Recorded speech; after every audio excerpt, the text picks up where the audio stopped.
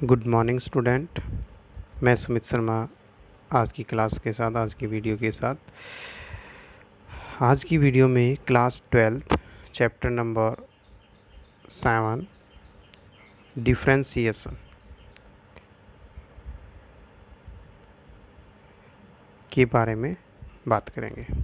तो ये चैप्टर है क्या, इसके अंदर कि हम इसके कुछ पॉइंट, बेसिक पॉइंट रीड करेंगे। डिफरेंशिएशन है जैसे कि आपने +1 क्लास के अंदर फिज़िक्स के अंदर देखा होगा, ठीक है। तो यहाँ सबसे पहला है d/dx x की पावर n। यदि हमने जो फंक्शन है x की power n with respect to x, D derivative with respect to x, इसका डेरिवेटिव करना है तो पावर आगे आ जाएगी और उस पावर में से एक कम हो जाएगा, ये इसका रूल है।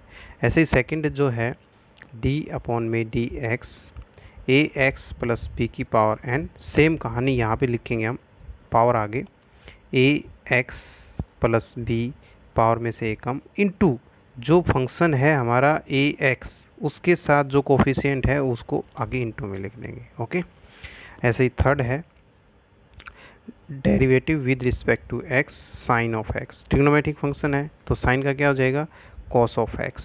इसी तरीके से जो डेरिवेटिव कॉस ऑफ x है उसका हो जाएगा माइनस साइन x, ये याद रखने हैं आपको। इसके बाद फिफ्थ है डेरिवेटिव है वो tan x का क्या हो जाएगा, सेकेंड स्क्वायर x। इसी तरह से डेरिवेटिव जो है कोट x का ले लेंगे हम पहले, कोट x का क्या हो जाएगा, minus cos second square x। Okay. इसी तरीके से अब सेवन्थ जो रूल है हमारा, डेरिवेटिव है सेकेंड x, उसका आ जाएगा second x into tan x. Last rule है कोसिकेंट x का, जो है हमने डेरिवेटिव करना है, derivative with respect to x, तो उसका क्या आ जाएगा, minus cosecant x into cot x। तो यहाँ आप क्या देख पा रहे हैं कि जिसमें भी c से स्टार्टिंग थी उसके आगे माइनस आया है, ये आप याद रख लेंगे। जिस भी टर्म में c से स्टार्टिंग थी उसमें माइनस आया है। इसी तरीके से जब हमारे पास कांस्टेंट वैल्यू होगी d/dx, कोई भी c है कांस्टेंट, उसका डेरिवेटिव कितना आ जाएगा, 0। फॉर एग्जांपल यदि हमारे पास 5 का हमने डेरिवेटिव करना है तो उसका आंसर कितना आ जाएगा, 0। या फिर और भी, जैसे हमारे पास देखें हम d/dx, भाई कोई फंक्शन है, उस फंक्शन के साथ कोई कांस्टेंट मल्टीप्लाई में है तो हम क्या करेंगे, उस कांस्टेंट को बाहर लिख लेंगे और डेरिवेटिव किस चीज़ का कर देंगे, फंक्शन का, बस ओनली फंक्शन का डेरिवेटिव हो जाएगा। ठीक है। तो आज की एक्सरसाइज में जो 7.1 है उसमें कुछ पार्ट्स करेंगे हम, उसके 2 क्वेश्चन करेंगे, उन क्वेश्चनों में ये वाली बातें आएंगी, तो इनको देखना। Thank you. आगे देखिए आप एक्सरसाइज के according, differentiate the following function with respect to x. तो ये जो क्वेश्चन दे रखा है इनको विद रिस्पेक्ट टू एक्स आपको डेरिवेटिव करना है। तो जैसा कि पहला पार्ट इसमें दिखा रखा है, जब हम इसको पावर में डालेंगे तो कंप्लीट पावर कितनी हो जाएगी भाई, इसकी 1/2।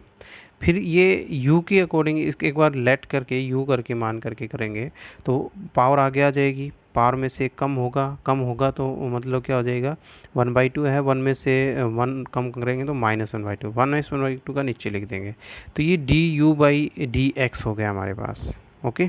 विद रिस्पेक्ट टू क्या करना है, इसमें तो विद रिस्पेक्ट टू u है, यानी कि हमने u मान लिया था, विद रिस्पेक्ट टू u हो गया। अब ये जो u मानना था वो है क्या चीज़, उसका जैसे ये वाला u आया था, u का डेरिवेटिव कर लिया, ये वाली चीज़ आ गई। ओके। तो अब हमने निकालना क्या है, एक्चुअल में क्या निकालना है, dy/dx। तो dy/du इंटू du/dx, तो du से du कट जाएगा, दोबारा देख लेंगे एक बार, du से du कट जाएगा, बचेगा क्या, dy/dx, वो हमारा आंसर आ गया।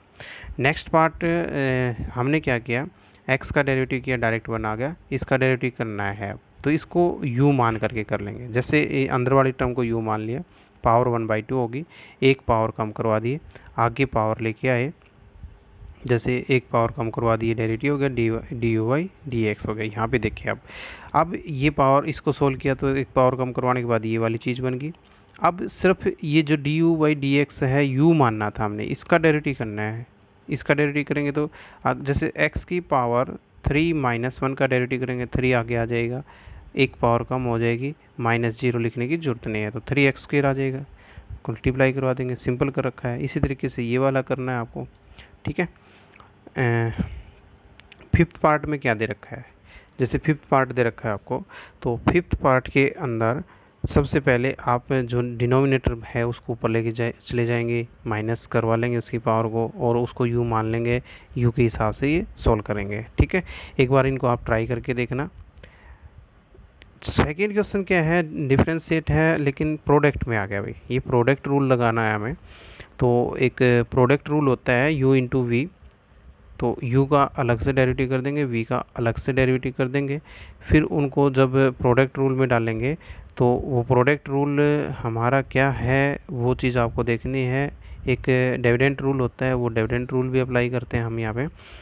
तो dv/dx, अब जो अपॉन में है तो उसका अलग से फॉर्मूला है, मल्टीप्लाई में है तो उसका अलग से फॉर्मूला है। तो यहाँ हमने क्या किया, जो माइनस पावर थी उसको नीचे ले आए, उस तरीके से ये डिविडेंड रूल है u/v, यानी कि v का एज इट इज़ u का derivative minus u as it is v का डेरिवेटिव, और नीचे v इसके अंदर डाल देंगे, जो हमारा डिनोमिनेटर उसका स्क्वायर करके डाल देंगे। तो ये इसके अंदर वैल्यू डलवा रखे हैं, आप ध्यान से देखेंगे समझ आ जाएगी ये चीज़।